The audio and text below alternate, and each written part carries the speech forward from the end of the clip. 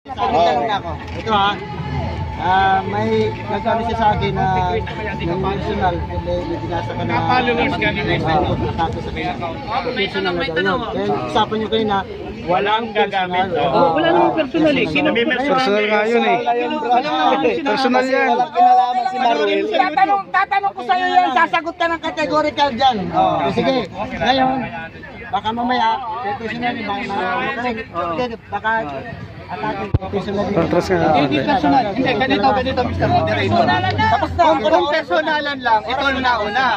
Sinabi niya, yung sa mga pastor daw na kagaya namin, hindi daw naghanap boy, umaasa. Wala akong pangalan ginamit, ikaw gumamit ka ng pangalan. Ayan, ito. Kinut ko lang naman, ito katotohanan. Pangalan Panoorin ang niyo sa ginamit YouTube. mo dyan, kinut mo lang. Ayan, Ayan sa YouTube, panoorin niyo sa YouTube. Pastor, may pangalan. Ang kumot ako, walang pangalan ako binanggit. Na ano, nasaktan, kasi kapwa niya ano. Mamaya, ikaw, okay. Okay. Tanong. Start. Uulitin ko ha, nakabidyo tayo. Yung bang konteksto ng pagbibigay ng ikapo, sinabi mo, kagaya rin yun ng mga Kristiyano, tama o mali? Teka, anong konteksto yung sinasabi Diba mo? sabi Pwedeng, mo- hindi, teka, linawin niya kung anong konteksto. Konteksto ba ng Israel? Konteksto ba ni Abraham? O konteksto ng Konteksto Kristiyano? ng mga Kristiyano, yung konteksto ng pagbibigay ng ikapo, konteksto rin ba yun ng mga Kristiyano ngayon? Sabi mo, diba? Konteksto ng manggugulo. Ano dito? Teka, mag-repass ang tanong. Kung yung konteksto ng Kristiyano, ano konteksto ng Yung mga ikapo doon, yung mga ikapo sa Old Testament, kagaya rin ba ng ikapo ng mga Kristiyano? Teka, Kagaya ba? Yung mga ikapo sa Old Testament, kagaya ba ngayon ng ikapo ng mga Kristiyano? ganito, sasagot ako. Kagaya. Sa Old Testament, may dalawang konteksto ng pag-iikapo. Tanong ko kung kagaya. Konteksto ni Abraham, saka konteksto ng mga Hindi yung Israel. konteksto ni Abraham. Yung konteksto ni Abraham, yun ang inaano namin na ayon sa biyaya. Ang tinatanong ko, yung pagbibigay ng ikapo ng Old Testament, kagaya rin ba ng pagbibigay ng ikapo Mr. ngayon? Moderator, inuulit ko, sa Old Testament, dalawang konteksto ng pag-iikapo. Hindi ko tinatanong yung Kay dalawa, Abraham, Mr. saka kay Moderator. Israel. Yung bang Kristiyano, ikapo. Sagot sa... Ang konteksto ni Abraham, yun ang ano namin. Ang Dapat pag-iikapo sumagot ayon sa ng biyaya. Yung konteksto ni Abraham. Konteksto ni Abraham, ayon Yung sa bang, okay, biyaya. sasakyan ko. Okay. Yung konteksto ni Abraham, mandatory o hindi? Wala naman ako sinabing mandatory. Ikaw lang naman ang nagsasabing mandatory. Sagot sa Ikaw lang tanong. naman ang nagsasabing Mandatory o hindi? Tanong nga, nagtatanong eh. Ikaw lang ang nagsasabi nun. Oo, hindi lang.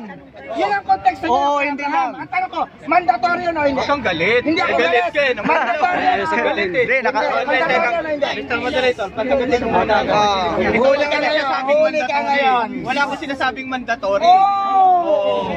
Wala akong Sabi sinasabing mo, yung mandatory. kagaya ng pagbibigay niyo, kagaya ng kay Abraham, di ba? Oh, Mandatory yun o hindi? Teka lang. Mandatory yun o hindi? Ang pagbibigay ni Abraham hindi Categorical mandatory. answer Wala lang, naman ako boss. sinabing mandatory. Ikaw lang nagsasabi nun eh. So, hindi mandatory, pero ganun ang pagbibigay niyo. Ganon. Oh, hindi. Wala naman ako sinabing mandatory. Ayon nga sa biyaya eh. Sagot mo Oh, na ano po, Lenin? sagot. Okay. Tanggap mo nung pagbibigay ng mga salibita, mandatory ng Diyos yun o hindi? Yung panahon ng Levita, may Hindi, kautusan. tinatanong ko yung kautosan. May kautusan. Kaya Hindi mandatory yun. Kautusan Oh, yun. mandatory pala. Okay. Kautusan yun. Ngayon ba sa New Testament, kautusan pa ba yun o hindi? Wala naman ako sinabing kautusan eh. Ka na naman. Ikaw lang ang nagsasabi nun.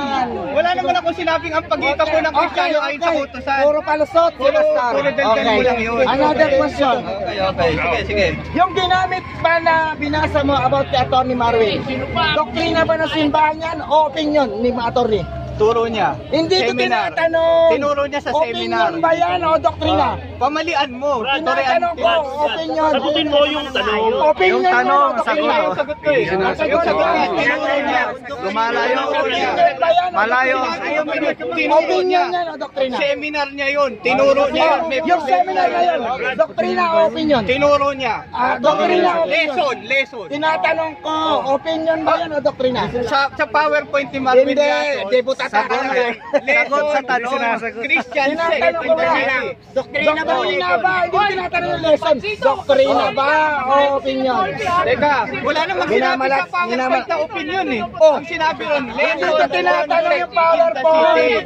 Mr. Moderator. Ano ba? Address kayo ng konti dyan, boss, kasi dumidilim na. Tinatanong ko. Pastor, atras ka Opinion ng ba konti, yun? pastor. Yun ang sagot ko eh. Yun ang sagot ko eh. Opinion o doktrina? Ayon sa PowerPoint Hindi ko presentation na tinatanong. pinaglagayan niya.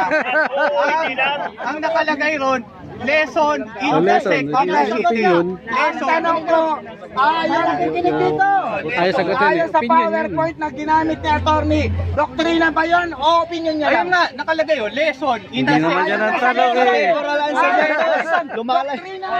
Wala nga nakalagay na opinion eh. Nakalagay lesson in the second. Yun ang sagot. Ayun ang sagot. Wala na sila. Wala. Ay, sagutin eh. Ano ang sagot nito? Another question. Bias yung moderator, bias. Stop muna, stop muna. Moderator ha. Hindi doktrina yung bias ang putang ina. Ganito, Mr. Moderator. Una-una. Iwatan mo yung sinabi ng Judge. Yun nga ang sagot niya. Wala akong bias dito. Kayo naman dito. Wala ko na yan.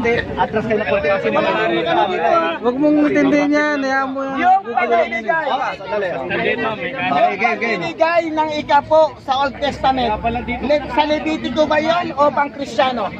Sa Old Testament. Oo. Eh, siyempre sa Old Testament, Ano, pang Levitico yun o pang Kristiyano? teka, ano bang binabanggit mo? Oo, ayan na Kasi naman. dalawang Sakto na konteksto. naman Sa eh. Levitico, sa Israel yun. Mamimili ka ng Levitico ba yun o pang Kristiyano? Hindi, teka. Sa Old Testament, sa Levitico, siyempre sa mga Israel yun. Okay. Sa Israel Yung yun. pang Kristiyano, saan nila inuha yung ikapo ayon sa'yo? Ayon sa Hebreo 7, ang Melchizedek. Hindi, sa New Testament, sabi mo New Testament. Ano sagot niya? Okay. 10 minutes.